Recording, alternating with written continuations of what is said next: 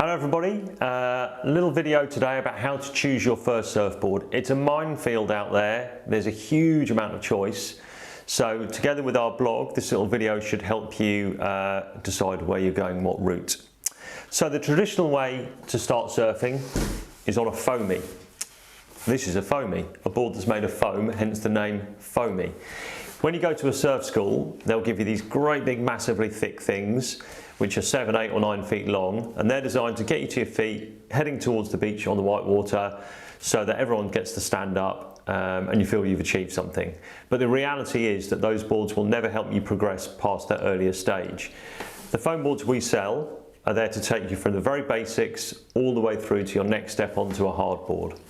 So there's lots of brands, there's lots of price points, there's lots of colours. So how do you go about choosing the one that's right for you? Sizing first, that's the easy bit. On our website and in the blog, if you're a lady who's 55 kilos and 5'3", we tell you which board to go for, which length will suit you. There is no exact right answer, but what we do is put you in the ballpark so that it'll get you a board that will float you, make paddling easy, make wave catching easy, and give you a stable platform from which you can progress. And obviously the more you go surfing, the better it is, the faster your progression will be. So all these factors, along with your size, how often you'll surf, where you'll surf, all build into the kind of board that you're going to buy. Now with regard to price point on boards, they start super cheap.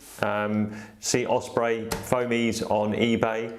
You get what you pay for. Those things last for a week in the summer. They fold or bend or warp, and they don't keep their shape. They don't have the buoyancy or the qualities in the construction needed to get you progressing. We only sell boards that we've surfed ourselves, our kids surf, and we've tried and tested.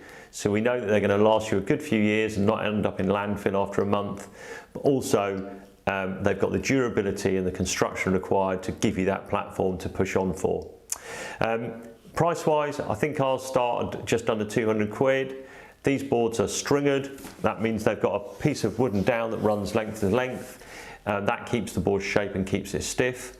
And stiffness is key in foamies for your progression. When a board like this is being surfed, it'll flex. The heavier you are, the more it'll flex. And when a board flexes, it loses speed. So the key thing is to get a board that's as stiff as you can afford so that it keeps its shape and it keeps its stiffness, and that keeps your speed. Speed is the key to surfing progression. Speed makes the board more stable, makes it easier to turn, etc, etc. So that's a really important consideration. With regards to how much you should spend, we always say work your budget out, work out what you can afford, and then tailor the board to that budget. Don't be tempted in spending 200, 300, 400 quid more than you wanted to, because although you'll get a better board, at the level of surfing you're at, it won't make so much difference unless you're going to surf a lot and really aim to progress quickly. Colours, that's a personal preference. I can't help you there, but pink for your husband, probably not a good idea. So with regard to the foamies, the question we always get asked is, where do I go next? And that's why these boards are sat here. When you get to the stage on a foamy that you're going along the face of the wave, you're trimming up and down, and you're wanting to try and turn, that's the stage to move on to a hard board. Now, the edge or the rail of a foamy, this bit here, isn't very defined.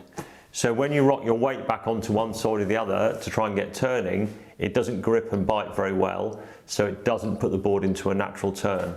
On a hard board, these edges or rails are far more defined, and so they make the board engage more quickly, carry the speed, and turn more quickly. That's where your progression comes from. From foamy to epoxy hardboard like this, one from Torque or NSP, is the natural step. We see hundreds and hundreds, if not thousands of people a year going through that progression, and it works really well.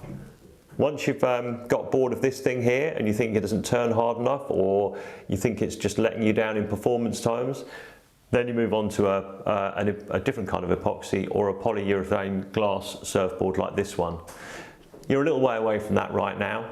Focus on the foamy, get the right size, get the right quality, and get the right colour, and you'll be on the road to surfing superstardom for sure. Lots of foamies on the website.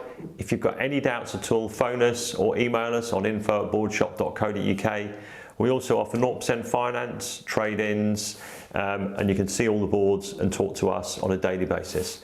Hope that's helped a little bit in narrowing down the choice. As I said, any questions, get in touch.